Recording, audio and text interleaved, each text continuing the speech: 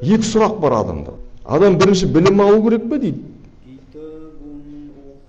Білім алу керек пе дейді. Немесе бірінші тәрбие алу керек пе дейді. Сонда Әл-Фараби бабамыз айтады.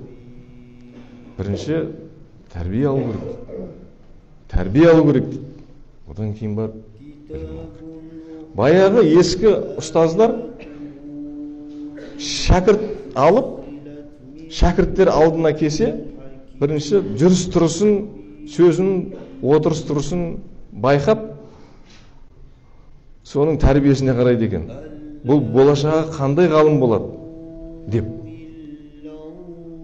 Өйткені ол қаншама білім алса да, тәрбиесі болмаса, ол бұзады, ол елді бұзады, өзі бұзылады. Өзі бұзылғанын қоймай, ол басқаларды адастырады, бұзады. Ол басқаларға үлгі болады.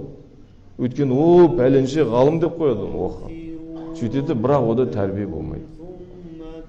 Ислам дініміздің ең алғашқы бірінші мақсаты не?